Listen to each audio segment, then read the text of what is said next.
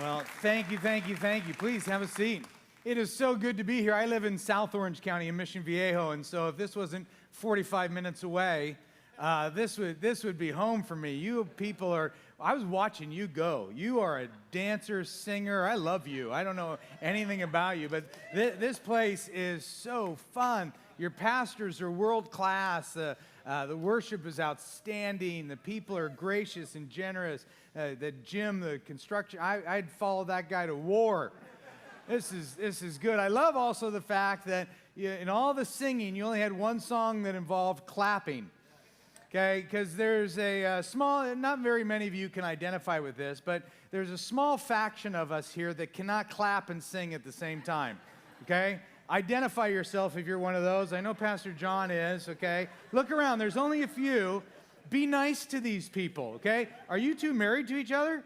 Yeah, and you don't have rhythm. I love that. I love that. That is great. See, the rest of you come to church happy. You come to church happy, or we're going to sing. I can't wait. The 6 of us that just raised our hand, we come into church sweating, like, oh no, like, because when we try to clap, it's just bad. We have to pick one or the other, okay? And I just pick singing. I don't even, and I don't want anybody in front of me because then I don't want them to hear my voice. But anyway, such a treat to be with you. Gentlemen, happy Father's Day. It seems like all the fathers were, a lot of you standing that got the round to it, which, just to let you know, I collected one at every service. So I've got 3 that I'm going to play at my house pretty well. But a lot of dads in here. It is great. Gentlemen, yesterday I was reading USA Today. And for those of you who are under 30, USA Today is a newspaper. And it means just a big sheet of paper with news on it. And I was reading an article called The Science of Dads. And they've pretty much discovered now, 2017, that dads are important. And this is a quote out of yesterday's paper. Decades ago, we actually thought men were incapable of taking care of children. And women had to be stay-at-home parents. But today, we realize that both men and women can be effective parents. So let's give it up for the dads. Yeah. Now, some of you dads aren't all that excited that I read that because now you're thinking, oh, now I got a parent, right? You know, and so I understand that. I love it that we get one day a year. Ladies, I've watched for years. I've been in the church for years. You should have Mother's Day every month, at least weekly. You know, some of you daily. But for guys, we're lucky. We're happy with one a year. You know, why? Well, because think about it. Never in the recorded history of the world has a child ever been hurt in the front yard and run into the house and yelled for Dad. They just don't, right? You run, you're hurt, you run in, you yell for who? Mom. Why is that? Because dads don't care, okay?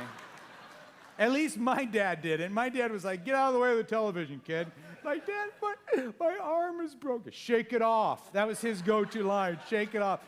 Well, I'd like to shake it off, Dad, but the bone is sticking out. Rub some dirt on it, you'll be fine, you know. That was my dad. I remember one time in the middle of the night, I have this distinct memory of me throwing up in the middle of the night, and it was like as soon as the toilet lid made a noise, my mom was there. Ladies, you are so fast.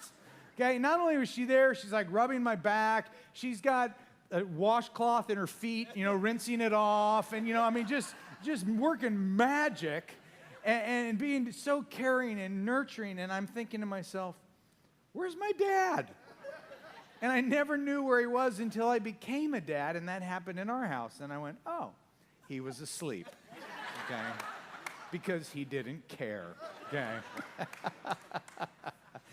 And that's why, guys, let's be honest, that's why churches like this have to have relationship series. It's not for the ladies, all right? They already know how to do relationships. It's for us guys. We don't get it. It's why I saw a meme this week that I thought I would share with you. It goes like this. Go ahead and throw that up on the screen. Not that one? That one. Behind every angry woman stands a man who has absolutely no idea what he did wrong, okay? I can't tell you how many times I've been in that situation. Gentlemen, here's my trick. Here's what I do. I go biblical, and I blame it on Adam. Okay, I just blame it on Adam because he was the first knucklehead, right? I mean, think about this. God said in Genesis chapter 2, it is not good for man to be alone. And then he puts Adam into a deep sleep, and he forms Eve, which my wife likes to think that he practiced on men and then perfected on women. And then Adam says this. Adam wakes up from this deep sleep, sees a naked woman. Okay, he's been naming the animals, and now he sees a naked woman, and he says, "This is bone of my bone and flesh of my flesh." Okay, I think that's a weak translation of the Hebrew, to be honest. I think he woke up and went, "Praise God." Okay, that's where that phrase came from. You know, wrap her up. Well, better yet, don't wrap her up. I'll take her just like that, okay? Now, men, can you imagine being in a deep sleep and waking up to a naked woman? Well, I know you can imagine. That's why us guys get in all kinds of trouble. See, ladies, guys think Eve looked like this. That's what, minus the belly button. But based on archaeology and bone structure of the time, it's a good chance Eve looked something more like this. Okay.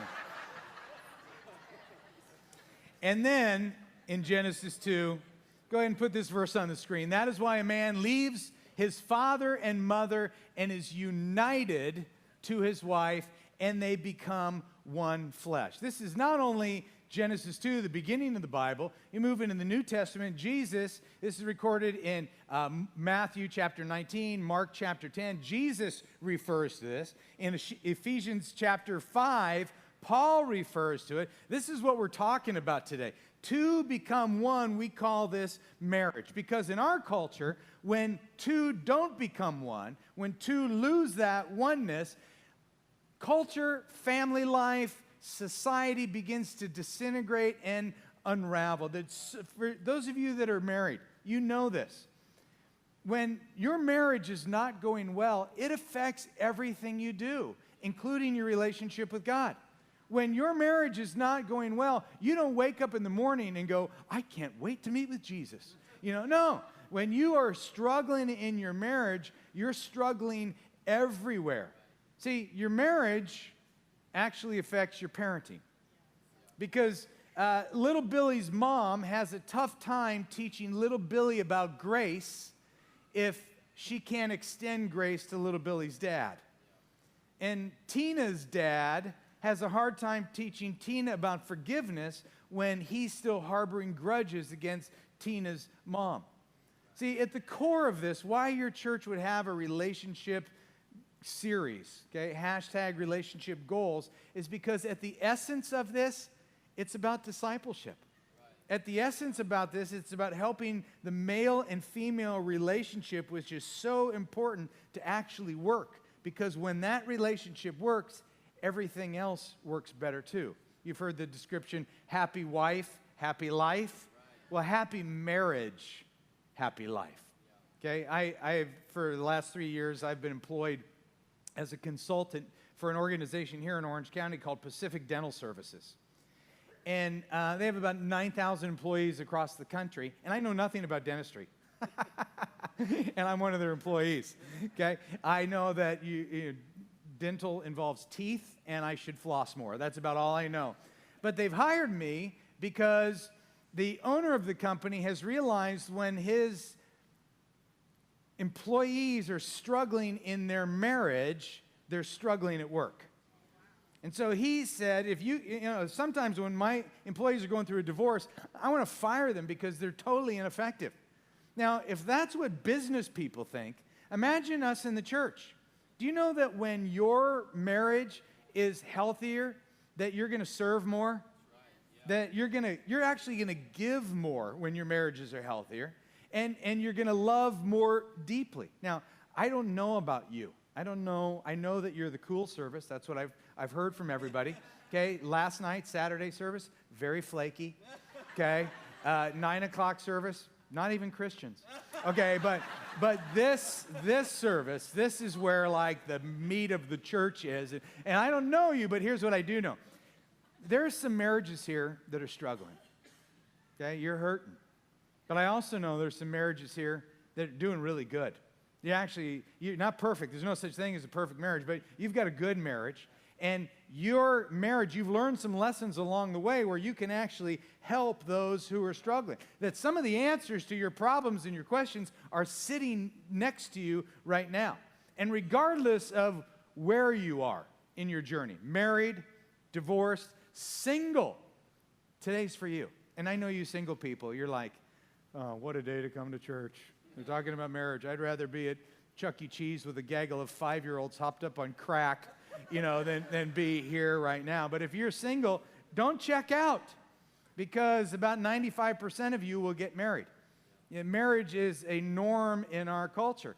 And if you are married, don't check out.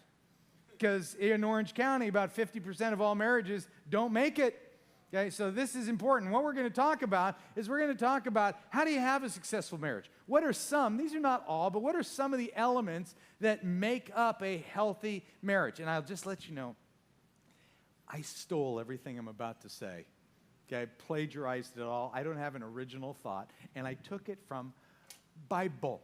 Okay, so I'm just going to teach you what I think the Bible says, some things that make for a successful marriage in the Bible. First is this, that marriage needs to be honored by all. This is something every one of us can do, whether you're married or not. You can begin to speak highly of marriage, because there are just too many negative messages about marriage in our world, and honoring marriage just means to lift it up, to talk positive about it.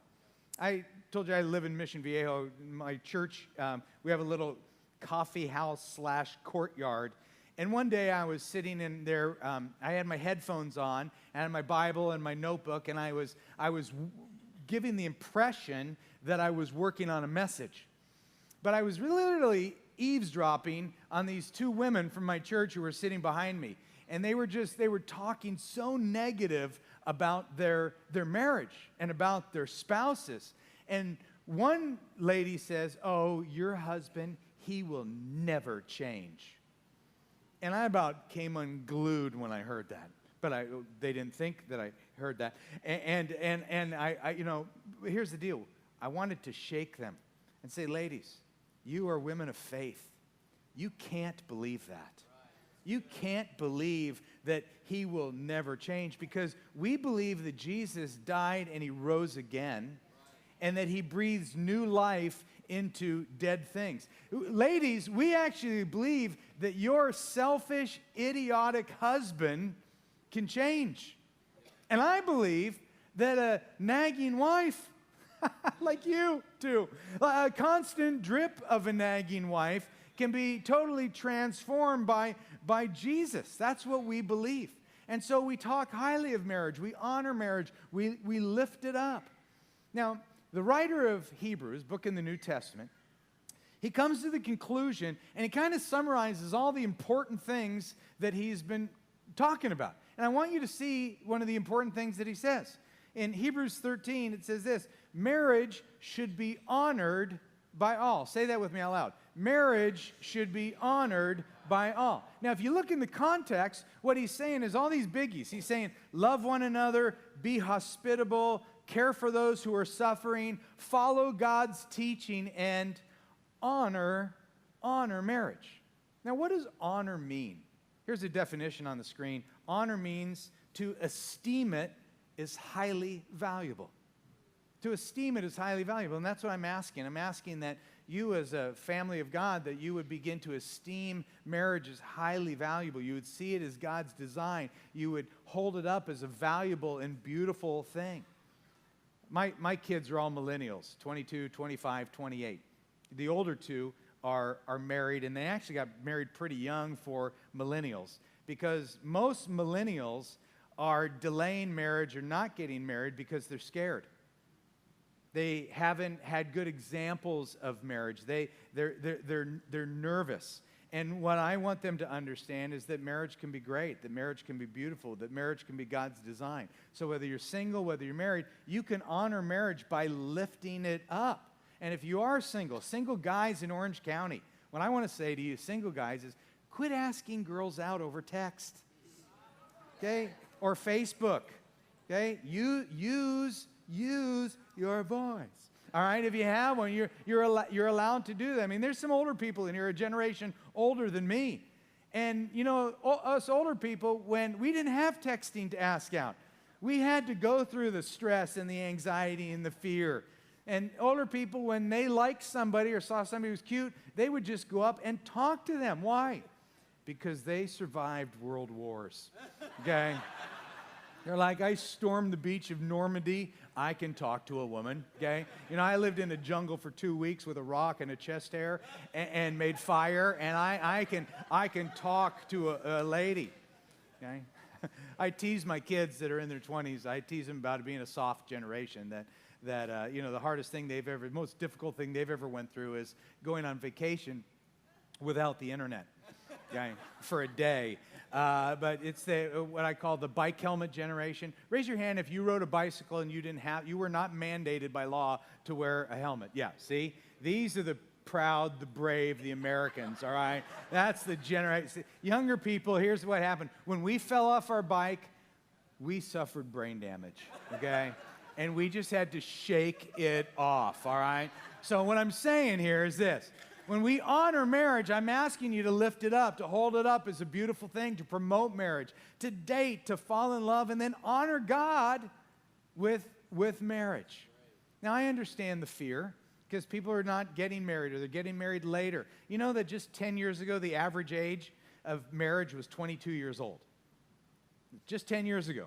Today, the average age of marriage, 28. Okay? People are delaying it or putting it off or not doing it. Why? Well, I understand the confusion because people say, well, I just don't know. I need to wait till I'm an adult. Okay, so when are you an adult? You know, let's be honest. It's confusing, right? When are you an adult? Moms, according to Bear Aspirin, you're an adult when you're what age? 12. Right, 12, you're an adult. And then to get a driver's license in our culture, you're what? 16, that's adult responsibilities. To vote, you have to be 18. To drink alcohol or buy alcohol, you have to be what? What about to rent a car? 25. And to buy an adult ticket on United Airlines, how old? 2. 2. So somewhere between 2 and 25, you are an adult. So I understand the confusion. No, I'm an adult when I'm financially independent, at which point none of us are adults, okay? So whether you're married or not, here's what I'm asking, that you would just at least lean into learning what it means to honor marriage as God's design as a privilege of two becoming one. Now that's the big picture. If you are married today, I'm asking you to honor your marriage. Not just marriage in general, but your marriage in specific.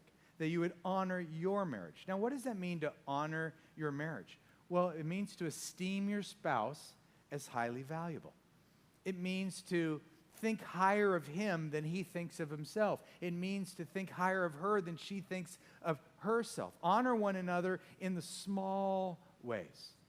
I wrote this book for men called 7 Ways to Be Her Hero, the one your wife has been waiting for. And I wrote it with the idea that most people would read it. Pastor John listens to it. It's kind of the weaker generation. He's got headphones on and a bicycle helmet. But in those 7 ways, here's the deal with those 7 ways. None of those 7 ways are big. None of those 7 ways are revolutionary. It's not make more money. That's not one of the 7 ways to be your hero. It's not paint her room. You know, it's none of that. It's simple daily acts. That's what honoring is. Honoring is esteeming one another as valuable and then expressing it in daily acts. Gentlemen, you want to know how to turn your wife on? Yes.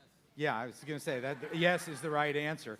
Well, let me just, I'm not even going to tell you, I'm going to show you because I found a book, and the book is called Porn for Women, okay? And this is what turns a woman on. Watch these small acts of honor. Let's just go ahead and go through some of these pictures. I found someone to take my tea time again this weekend so I can spend more time with you and the baby, okay? That's turn on there. Have another piece of cake. I don't like you looking so thin, okay? You look stressed. Let me make you some tea and we can talk about it. Chamomile, okay? Oh, look, the NFL playoffs are today. I bet we'll have no trouble parking at the crafts fair. Okay. All simple acts. That's what it means to honor. To honor is really to serve, to esteem one another as highly valuable. Because I write a lot of books, I do a lot of research to find out what is the world saying about marriage and how do we make marriage work. And this is something I found interesting out of the University of Georgia. It says, after interviewing married individuals on relationship satisfaction, okay, think about the series that you've been in, Relationship Goals, same thing, okay, covering everything from communication habits to finances, they found that the most consistent, significant predictor of happy marriages was whether one's spouse expressed gratitude. All this research points to what is the most consistent, significant predictor of happy marriages? Gratitude. What distinguishes, this is a quote, what distinguishes the marriages that last from those that don't last is not how often they argue. Okay, you could argue all the time. It's in how they treat one another on a daily basis. The study goes to show the power of the simple words, thank you, and suggests it as a small, practical ways that couples can strengthen their marriage. Couples, that's it. Honor, gratitude, thank you, serving one another. That's what marriage is designed to be about. We honor our spouse in the simplest of ways.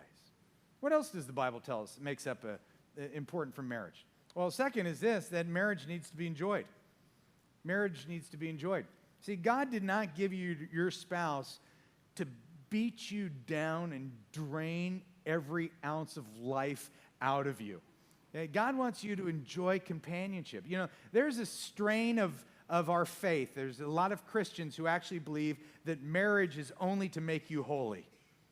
That marriage is just to make you holy. Now, I think that is a reality. I think after being married for 32 years, I am a stronger Christian because of Kathy. I'm a deeper follower of Jesus because of Kathy. But marriage is not just to make me holy. There's also something about happiness, too, and companionship and friendship and joy and laughter and peace. And that is all part of it. In the book of Ecclesiastes, one of the apparent themes is that life goes by quick. Okay? And so the author of Ecclesiastes is showing us how not to have a meaningless life. And it says in chapter 9, go eat your food with gladness and drink your wine with a joyful heart, for it is now that God favors what you do. Read the next 5 words with me. Enjoy life with your wife. Some of you were not reading with me. Let's do it again. Enjoy life with your wife, whom you love, all the days of this meaningless life that God has given you under the sun. All right? That's in the Bible. But enjoy life. Now, by the way, that word meaningless can actually be translated from the Hebrew as the word fleeting, like F-L-E-E-T-I-N-G, like bam, life is fleeting by. It's moving fast. So enjoy life with your wife as life is going. So guys, you don't have to choose between, am I going to have a life or am I going to have a wife? Ladies, you don't have to choose between a life or a husband. You can enjoy life with your wife. Enjoy life with your husband. God has given you a spouse to go through the grind of life with, not to grind the life out of you. I love being married. I'd rather be with Kathy than anybody in the whole world. She was here last night with me, and because she's not here right now, I brought a picture. We're doing a Father's Day thing, so she stayed home. So this is my wife, and as you can tell, I am married way out of my league. I'm actually the president of an organization that I started called Married Out of My League, okay? And gentlemen, how many of you could be a part of my organization? Guys, that was not a rhetorical question, okay? I'm a little disappointed in this crowd right now, because what you should have done was this. I would say, guys, how many of you could be a part of my organization? That's what you should have done. Some of you were like, I don't know. Okay. See, the Bible calls you an idiot, okay? Actually, the Bible calls you a fool. That's Proverbs. I call you an idiot, okay? That's my translation of Proverbs. Next time I'm here, I'm going to ask that question again. I want you to raise your hand a little bit.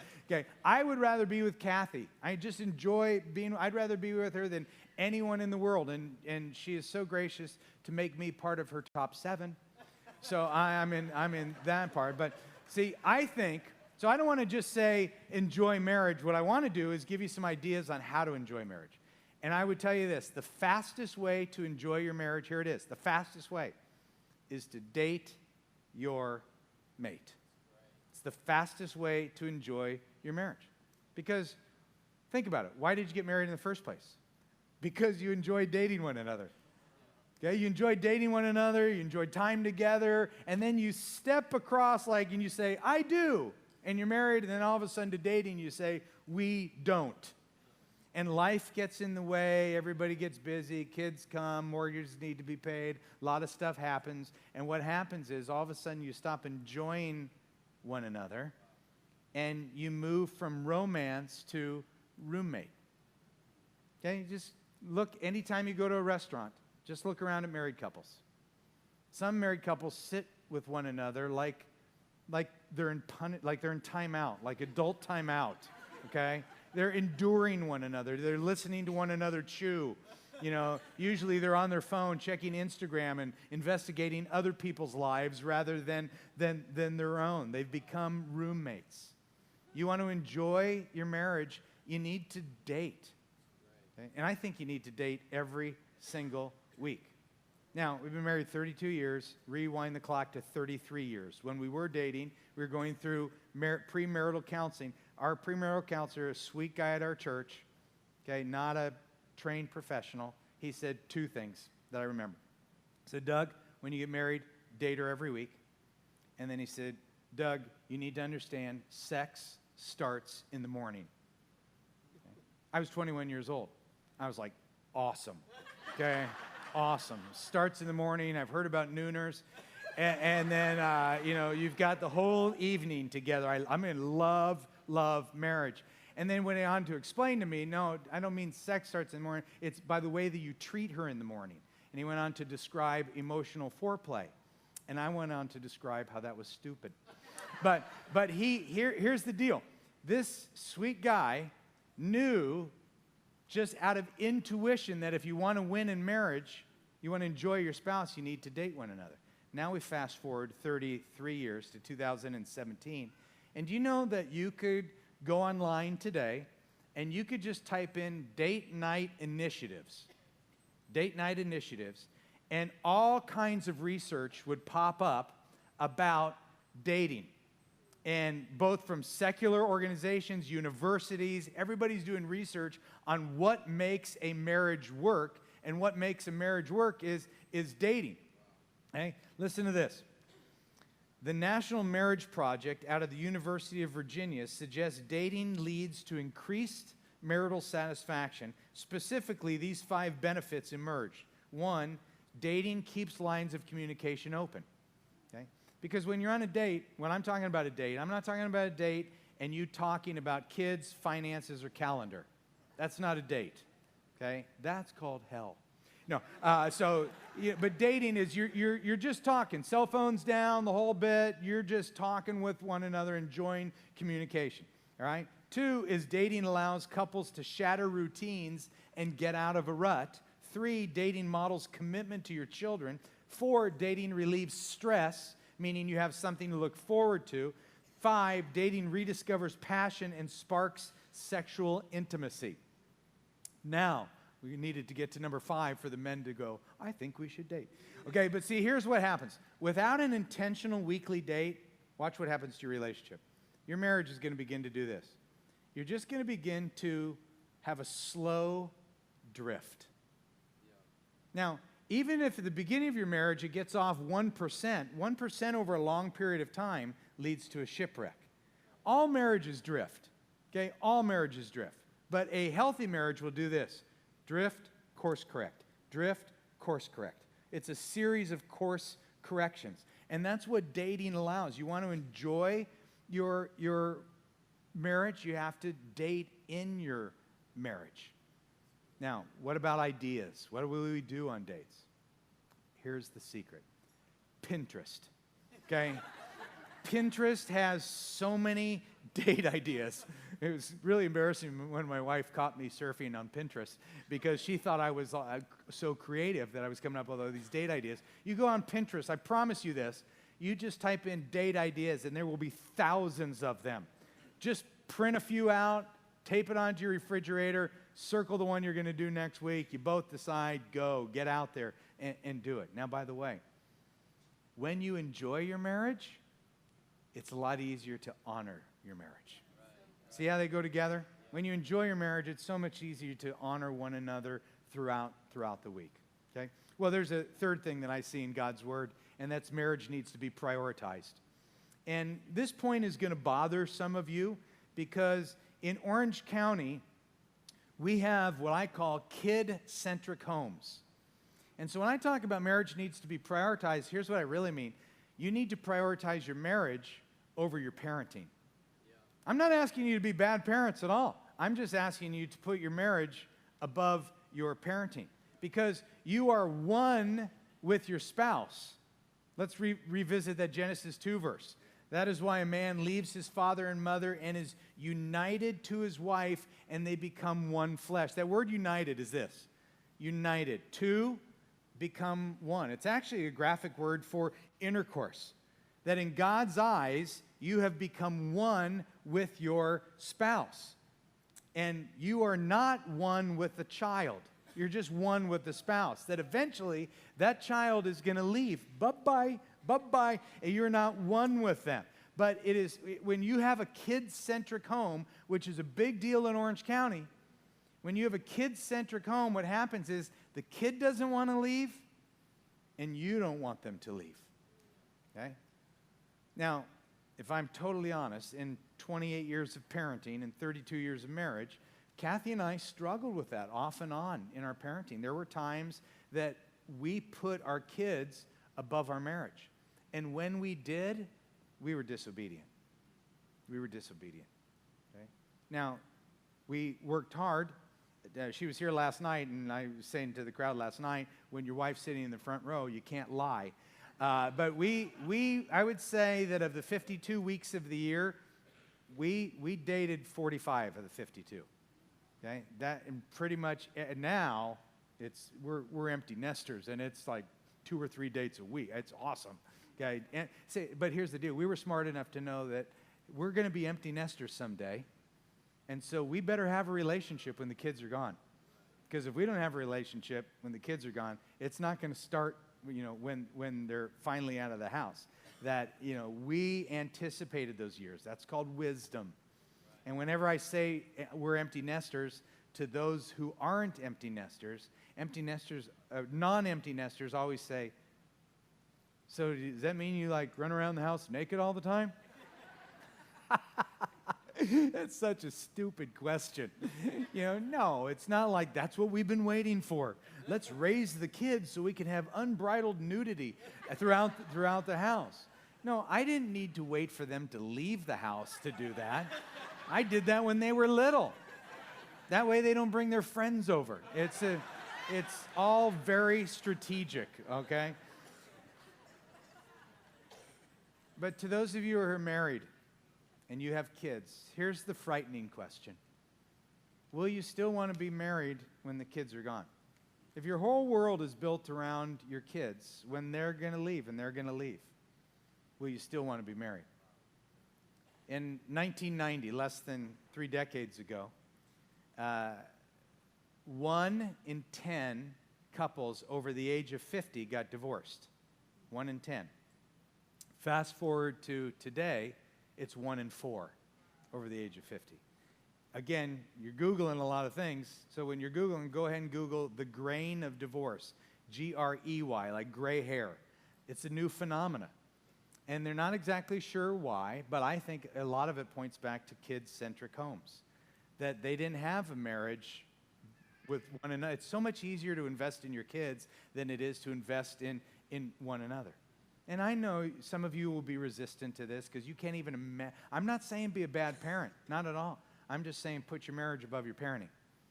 Now, some of you won't want to do that. You're like, well, maybe we love our kids more than you love yours. No, you don't. You can't prove that scientifically. And here's the deal. If you really do love your kids, if you really do love your kids, the greatest gift that you can give them is a healthy marriage. And by the way, the healthier your marriage is, especially people of faith, okay? The healthier your marriage is, the deeper your faith goes into your kids. Okay? That if you don't want them to walk away from Jesus, you don't want them to walk away from the church, your marriage is a model of God's love.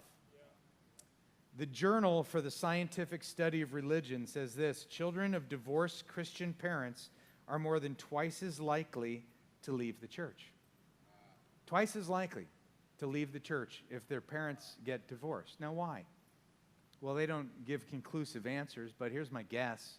My guess is kids grew up in a church or a faith environment hearing about God's love and how important it was, but apparently God's love was not enough to fix whatever problems mom and dad, the most important people in their life, had. And for that child, he or she could not reconcile the hypocrisy related to that. There's articles out about how decades of divorce have eroded our faith. Why does your church do a relationship series? My guess is probably every year you guys talk about relationships. Why? Because it's a discipleship issue. It's a Jesus issue. If we can't get these relationships, our horizontal relationships working, it affects our vertical relationship, okay? We want to help you walk in the ways of Jesus, so you help kids walk in the ways of Jesus, and we shape the next generation. So I realize I'm a visitor, but what am I asking you to do? I'm asking you to honor marriage in general, that you talk highly of it, but in specific, I'm asking you to honor your spouse, to enjoy your spouse, and to prioritize your spouse. If you're a single person, I'm asking you to establish those values, that you would honor your future spouse, that you would enjoy your spouse, and you would prioritize your marriage over your parenting. I would say to those of you who have a decent marriage, it doesn't have to be perfect, but a decent marriage, consider being a marriage mentor to other younger couples here in this church or struggling couples in this church. You have a world-class church staff. Your pastors are world-class, really. They're unbelievable, okay? And you know that, but here's the deal with this. Even as world-class as they are, they can't meet everyone's needs. They can't. They're not Jesus. And you know what? Even Jesus didn't meet everyone's needs, okay? He had other people helping, and you can actually be the first line of defense. If you have a decent marriage, why don't you just say, hey, pastor, if somebody wants, we'd be happy to go out to dinner with somebody once a quarter or once a month, and they can ask us questions, or we can share a little bit of our story of how we navigated some difficulties. If you have a decent marriage, share some of your learnings with other people because they want to learn from others. Okay? So honor. How do you honor? Here's what I want to say to you. You can honor daily. Okay? You can honor daily. Okay? You can date weekly. So honor daily, date, enjoy weekly. How many of you would think your marriage is worth 1% of your time? 1% of your time. Yeah. Now you're with me. You got to raise your hand quick because now, it's worth 1% of your time. Okay, at least 1% of your time. 1,440 minutes a day. 1% of your time is going to be an hour and 40 minutes a week. You know what an hour and 40 minutes a week is? Your date. Your date. Knee to knee, eye to eye, enjoying one another, hanging together. Not talking kids, not talking finances, not talking calendar. Once a week, that's all I'm asking you to do. And that is going to help you enjoy your marriage. And then to prioritize it is stop the kid-centric home and invest in your dating life, in your marriage. Build into your marriage so there's something there for your kids to come home to when they come back. So now, the number one question people ask me is, what do we do about babysitting? 2 words. Duct tape. Okay? Now, you can figure it out, okay? The date night, your date time doesn't have to always be outside of the house. It can just be here, an hour and 40 minutes. We're going to sit in front of our fireplace when the kids are going to go to bed, and we're going to have a glass of wine or grape juice, whatever Jesus drank, and you know, we're gonna be together. Because what happens? By the way, your kids might cry when you leave for a date at first. Then they're going to move from crying to then all of a sudden anticipating. So for our kids, you know, Thursday nights was our date night. And if we didn't go on a date, like if we changed our Thursday to Friday or something like that, our kids were like, "What's wrong? Are you guys going to get a divorce?" You know, it was like, it was so out of the ordinary. But what happens when you have a strong marriage, moms and dads? Your kids just grow up secure. They grow up with this sense of self. They're not afraid that the most important people in their life are going to be fractured from them, and it gives them this strong identity. Your greatest gift you can give your kids is a strong marriage. Now, here's what I believe with all my heart. No matter where your marriage is right now, Jesus can make it better. Okay? That Jesus can restore a broken marriage. He can bring joy in the midst of an unhappy marriage. He can change a life. He can renew it. Jesus has the power to change, and that's why we gather every week, not only to celebrate that, but to be reminded of that. And for those of you that are married, I want to pray for you. For those of you that are single, I want to pray for your future marriage. So will you join me? Jesus, as I look at this group of people, I see people that you love dearly, that you love them more than they even love themselves. And in your dream and design and desire for human relationships are to be, I think, so much better than we're living out. And so now we beg for wisdom on how to honor one another. We beg for forgiveness for the resentment and the grudges that we've been holding. We beg for strength to make the right decisions. I pray for those in here who are single, that you would raise the bar in their hearts and their minds for what marriage is and what it can be. That it was your creation, that it's good, and that we would learn to live by these principles that you've given us, to love one another and to love you, and everything else will take care of itself. We pray that we might have the courage to apply what we've heard today. We ask this in Jesus' name. Amen.